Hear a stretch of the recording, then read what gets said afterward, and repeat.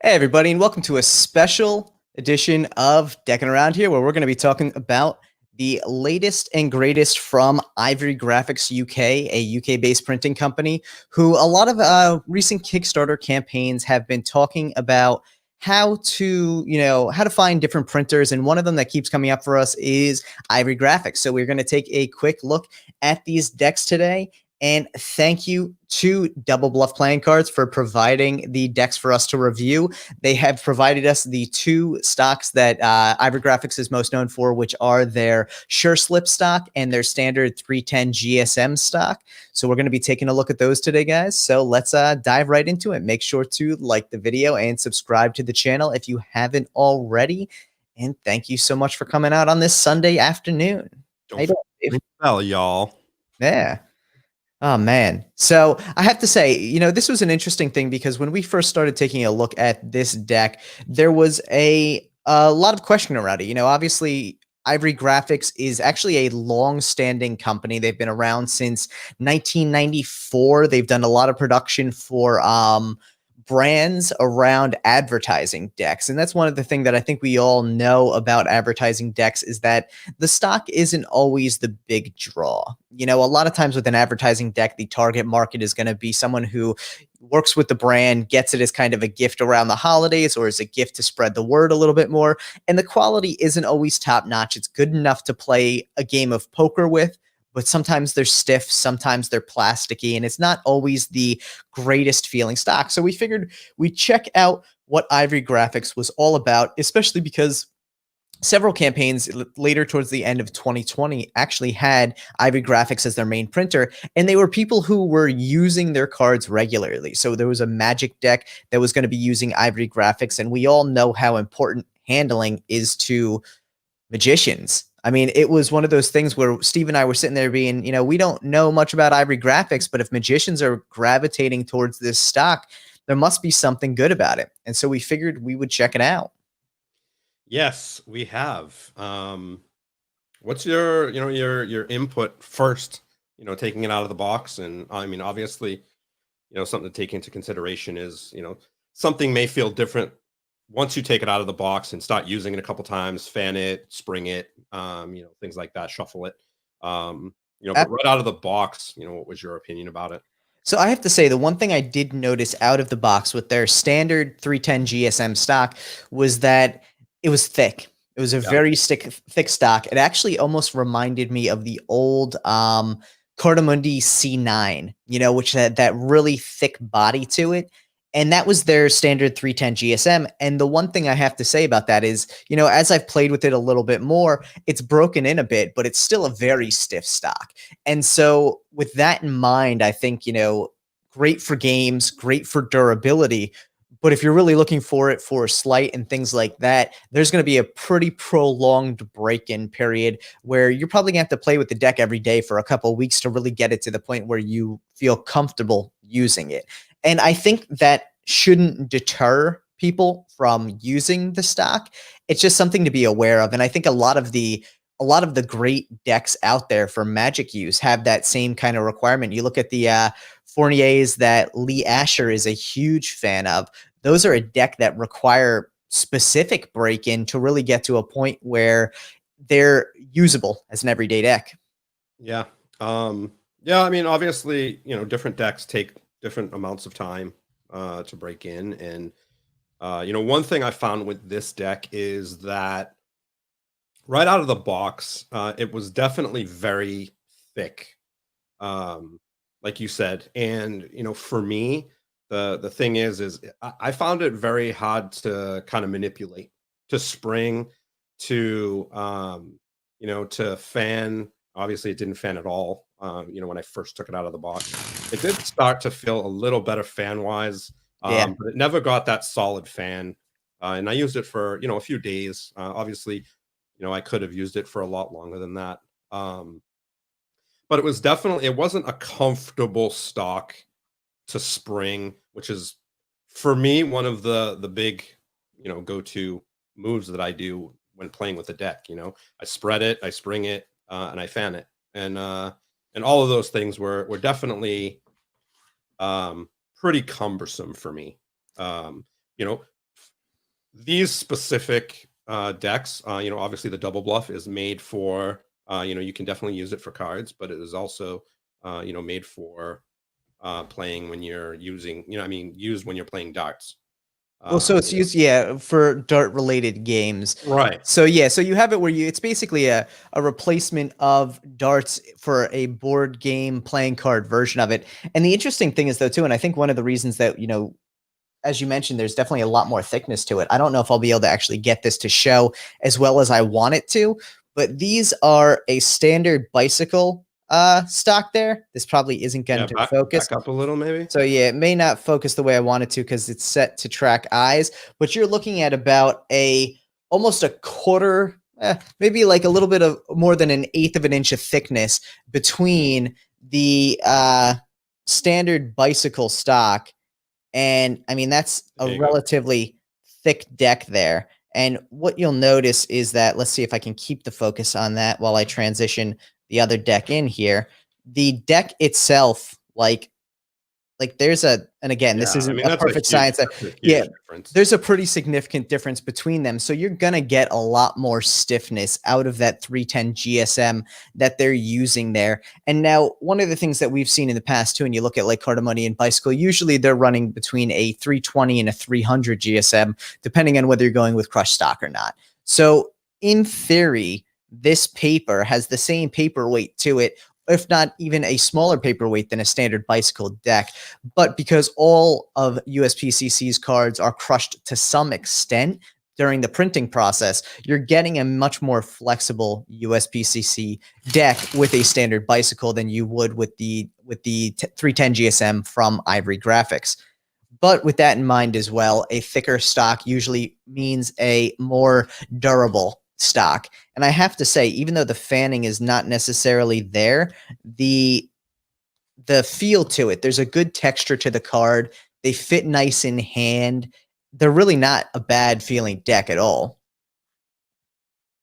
Yeah, I mean, I guess it depends. Well, I and definitely, yeah. I mean, like on an individual level, I think a card itself, it doesn't feel bad. It doesn't feel, it's really when it's the full deck there is where you start to notice things like the fanning that really needs to be broken in. And it almost handles more like a smooth finish out of the box than an actual like air cushion finish, which I thought was interesting. yeah. I mean, I think, excuse me. I mean, I think obviously using it for poker or something like that, where you're not having to manipulate the cards a lot, I think it's perfect for that. I mean, if you're going to use it for Magic, I would probably stay away There you from go, that. Johnny. There's the back design too for it. It's definitely a cool back design. Yeah, It is no, a I one way. absolutely love it. It's a one way. Yeah, it's one way. Yeah, it's a one way. And again, this is really meant around the idea of like playing specific games with it, whether it be dart oriented games or it be, specific games that the deck was built out around. I think it really works out nicely there. But yeah, but again, like at the end of the day, the 310 GSM probably not the go-to if you're looking to have a very strong, smooth handling deck out of the box. But with that break in time and proper, break in, it's possible for it to feel just as good as you'd want it to. It's just always going to be a thicker deck. All the breaking in the world isn't going to make it thinner. And I think that's the one thing that stands out to me is thickness wise, it's very reminiscent of like those old illusionist decks or those old C9 Cardamundi decks because it's just such a big, big stock, heavyweight stock. Yeah, I mean, I think thickness wise, it's definitely, as thick as the C9. Obviously I have a C9 deck right here, and it definitely is, thicker Yeah, than, the new B9. But handling wise, it is definitely different regarding, regardless of the size of the absolutely. bar. Yeah. No, like So I said, just keep that in mind when it's much more towards a smooth finish, I'd say, than an actual like air cushion finish. And whether that's just a matter of different finishes with them versus the stock you use, but it's definitely something there. And then the other stock that they use or they make, which I think interestingly enough is a bit thinner, but still feels a little thicker than a USPCC deck to me, is the Sure Slip. And yeah, I'm taking a look at it here. And the Sure Slip is probably about 5 cards thicker than the standard bicycle deck from the USPCC, but out of the box is a significantly softer stock than the 310 GSM that is their standard from Ivory Graphics. Yeah. And with that in mind, again, still not as soft as a standard bicycle, which I thought was really interesting. I think one of the funny things about it is most people I don't think would consider bicycle standard stock soft, at least when you're looking at comparison between crushed and B9 slimlines and things like that. Out of the big printers, I think standard bicycle stock is probably one of the thicker and more durable in this day and age with printing. So to have this sure slip come in and be a thicker but soft stock while still being durable is really interesting. And as you mentioned, Steve, even we see the same issue here with the sure slip as we did with the 310 GSM is the fanability of it. And I'll just show this right here. This is pretty much fresh out the box. That's what you're getting there. So there's not a lot of handling out of the box that you're just going to be able to take this and use it. That in mind, it actually does have a different finishing procedure on it. So it does seem to mimic an air cushion on the card to some extent. But that doesn't naturally just make the cards fan better. There's still a lot that has to be done to break in the deck to get it to a point where the fanning is going to be usable. And I think, with that in mind, it's still a nice feeling deck. It's a little thicker, like I said, than a standard bicycle. It's definitely possible, but we've seen a lot of magicians swear up and down that Sure Slip is actually a solid deck. And to me, what that means is that after break-in, there's a possibility of it becoming more usable. It's just a matter of, are you willing to spend the time to get it to that level? Are you looking for something that's going to come fresh out of the box and you're going to be able to break it out and using it right away? But one of the things, and Neural, you raised a good question here, fanning powder may impact it positively, but the thing that we've kind of heard, and this has come from a lot of magicians who are very familiar with playing cards, is that in the long run, fanning powder is always going to end up damaging the usability and integrity of your cards. So while it may be possible to get a little bit more use out of them earlier on, it's actually going to reduce the lifespan of your cards because really you're just adding a kind of outside contaminant to it, for lack of a better term. So, yeah, and if you have to use fanning powder the second it comes out of the box, then it's probably not a deck for you. Yeah, that's the way I look at it. I think, fanning powder, which some I know cardists use, is definitely, kind of helps with usability for a longer period of time. But I wouldn't recommend, putting fanning powder on a deck right out of the box like this. Absolutely. I think, because then you're never going to really know the quality of the deck. I think what it comes down to is with these sort of stocks, it's really worth figuring out whether the break-in period, whether it be a couple days or a couple weeks, is worth the time and the quality, Yeah. Yeah. I mean, I think, the question I think that everybody had was, what we thought their quality was. Having two different stocks here, it definitely gives us an idea, of maybe who it would benefit more, whether it's codists, magicians, or gameplay. And depending on what your style is and what you prefer it for, it could be used, for certain things. Other things it may not be as beneficial for. Without a doubt. And I think, the interesting thing too to me is I love to see new printers to the scene. Yeah, We've seen a couple really successful campaigns this year around new printers such as Licorice Press. There we go. That was me combining so many things in my head. I was combining Licorice Press and Ivory Graphics into one word there, which is not the case.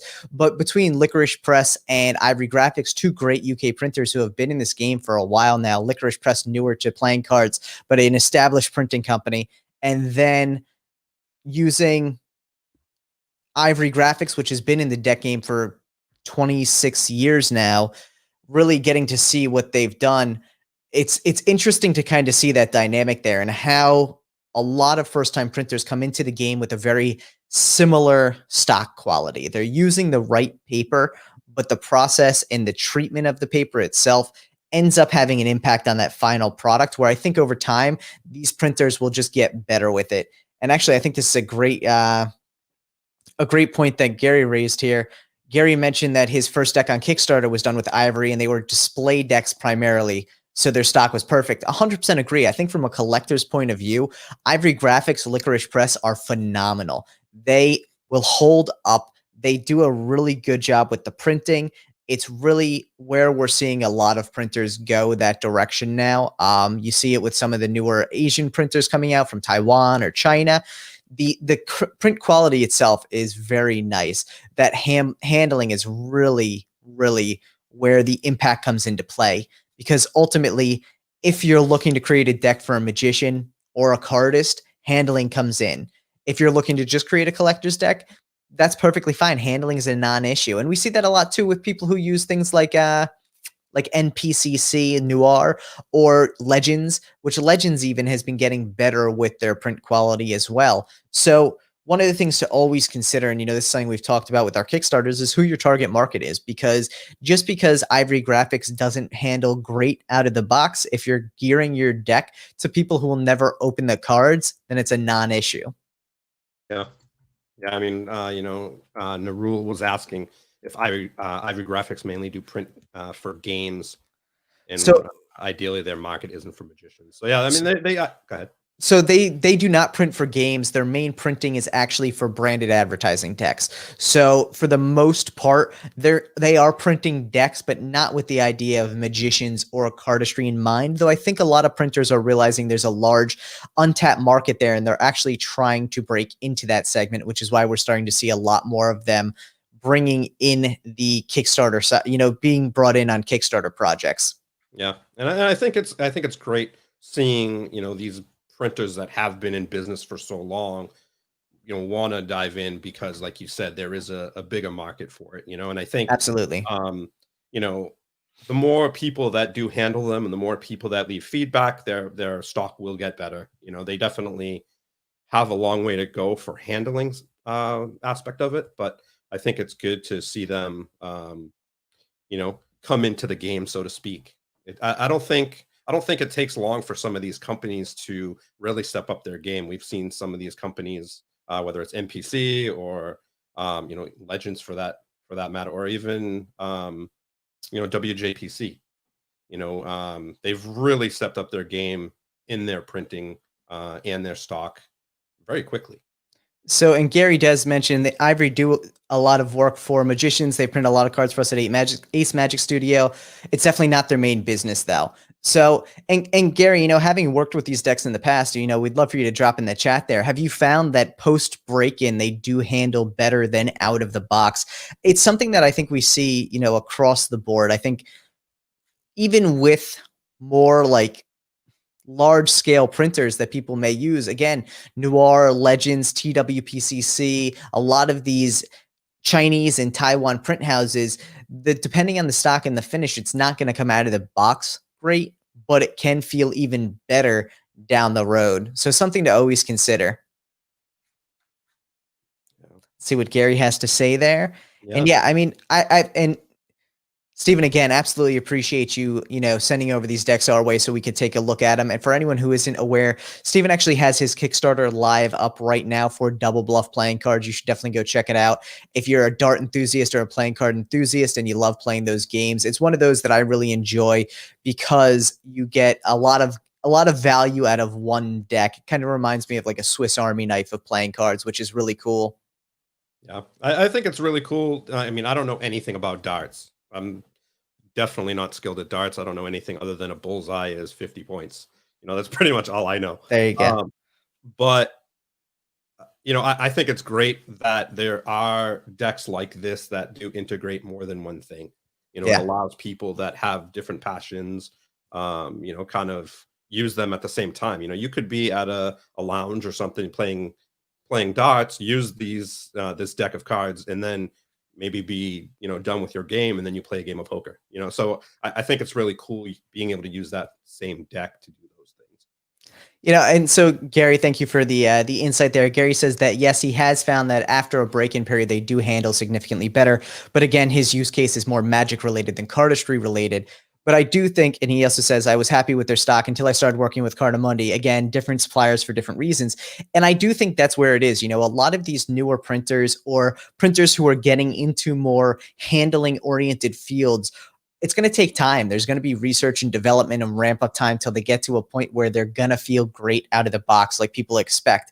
It's very difficult to compete with established printing houses like Cardamundi and USPCC when they have the resources to have near instant feedback based on their target markets. So with that in mind, I think to me, it's always exciting to see companies like Ivory Graphics, Licorice Press, Kingstar, and all these others come to the scene and try and find a way to print stock quality that we expect and we desire for our use cases. Yep. Yeah. So guys, if you have more questions about these Ivory Graphics playing cards, definitely feel free to drop them in the comments below. Dom, what's up, man? Just seeing you pop in. It's been a bit. We miss you, What up? man. Yeah. And so this is one of the things, and I'll actually touch on this as well, because I think this is a great point that Gary raises here. The service that Ivory offers is extremely useful as they can produce low volume and prototype decks. 100% agree. I think there's one thing to be said about small print shops is you're going to get a next level quality of service that a lot of large shops can't match just because you do get that personalized one-on-one attention. They are much more, involved in your project in a good way. So I think that's a very valid point. And also, if you are looking for prototype decks, the biggest thing you're looking for is artwork. And for non-US based creators who are looking to go into to get prototypes done for a Kickstarter or something along those lines, makeplayingcards.com may not be the least expensive option. These smaller printers can do Sure. yeah, they can do much smaller print runs. So using them for prototyping is a complete and utter kind of change of direction there for people who previously may have had to pay exorbitant shipping to get a prototype or sign a large contract and get tons of prototypes if they were going with Cardamundi that they didn't necessarily need. So these small print run shops have a very important process and part in the entire Kickstarter and new deck process. But I'm looking forward to seeing them branch out to farther, more involved impact with the actual card creation themselves for large print run decks. Yeah. I mean, as a breakdown, your final thoughts on everything is, you think, it's definitely a contender in the future, and definitely don't stay away from Ivory Graphics if you're looking for, prototypes, some, decks for collectors, and I'd like to see, more from them for sure. I think, like you said in the beginning, these small printing houses, or, I don't know how small they are, but these printing houses that we're not very familiar with, it's good to see them step into the game and see what they can produce in the future. Absolutely. Absolutely, without a doubt. The more people in the market for printing, the better the opportunity is going to be for everyone to benefit, especially us as playing card collectors, creators, and users, because the more people and the more options you have to create this, the more competition there's going to be between the brands and the more innovation there's going to be. So keeping on top of this and making sure that you're utilizing these printers for the things that they are best for, whether it be magic once you break in these decks or ultimately prototyping, keep on top of it. You realize that small printers are not a bad thing. They're an opportunity. And a lot of times too, you can build out relationships that down the road are going to become super beneficial as they become more established brands. Yeah. Yeah. And, when you are looking for a stock or a brand for your deck, just, be aware of what you're looking for. If you're a collector, you're looking for a collector's deck. There are different criteria for that. If you're looking for a cardistry deck, there's criteria for that, and so on with magic and things like that. So just choose your printing house wisely based on your market. Absolutely. Absolutely. The one last thing I will say here too, Andrew mentions that he went through Art of Play and USPCC subsequently so he could get the right feel after getting prototypes with shuffled ink. And that's the thing I think a lot of people need to realize is that while there are a ton of good printers for prototype purposes, there are also bad printers out there. But you have to realize it's not so much about the handle of a prototype. Prototype for most people is going to be about the artwork. You want to make sure that you're seeing the artwork in its full form so you can spot any issues that may be there, so you can make last minute corrections at a much less expensive level than post print run. Shuffled Ink has been getting back into the playing card prototyping game. While I've seen some of their prototypes and I wouldn't say they handle well, I actually think the Ivory Graphics definitely handles better than Shuffled Ink out of the box. From a printing point of view, they do a good job, especially for artwork. So that's also one thing to consider. What's up? Shuffled Ink does? Yeah, Shuffled Ink does good printing quality, at least in the sense of the artwork, maybe not the stock they use. And that's something you have to take into consideration as well, because like we mentioned earlier, prototypes have a purpose. Just like you're trying to target your final deck based on the printer, you also want to realize that what's your purpose of the prototype? Are you looking to send it out there for pictures? And if it's solely visual, awesome. But if you're going to be doing prototypes for cardistry decks, you probably want to use a prototype that's going to handle as well, because then it actually matters. A lot of that motion and visuals there are going to come into play when it comes to cardistry and even potentially Magic decks for prototypes. Yeah, it's actually kind of funny we're talking about Shuffled Ink, because I got a couple of decks in from them this week. Some prototype decks and some actual decks that are going to be printed on them, and their stock feels awesome. Yeah. Yeah. So it's pretty cool to see, because yes, Shuffled Ink, and like we've seen Shuffled Ink decks and they were horrible. Yeah. And I feel bad saying that, but they were terrible. Yeah. But these new decks that came in, I got a prototype deck and a deck that's going to be released on Shuffled Ink, and they handle great. Nice. That's always exciting to see. Yeah, because even, similar with MakePlayingCards.com. I think 6 months ago, we saw that the prototypes from Make Playing Cards were really changing the direction they were going, and now have become print quality decks all around. And I think that's the thing. We have to realize that supporting these brands is as important as the quality of their decks, because it takes time, and they really do need the support of the community to get to a place where they can put out things like the NPC beta linen finish now, because those decks feel great. Those are hands down to me a usable everyday deck, not just a prototype. And I think a lot of these brands have the ability to get there in time. Yeah, for sure. Totally agree. Cool. Well, thanks everyone for checking out this episode of Decking Around Sunday fun here, I guess we'll call it. We really do appreciate you all coming out and checking it out. We had a good time taking a look at these Ivory Graphics cards. Again, we really do appreciate Steven sending these decks out. So if you haven't checked out his campaign yet for Double Bluff playing cards, it's live on Kickstarter right now. Go check it out. We will actually drop the link to that down below in the description. Thank you so much, everyone. Make sure to like and subscribe if you haven't already. Thank you very much. Peace.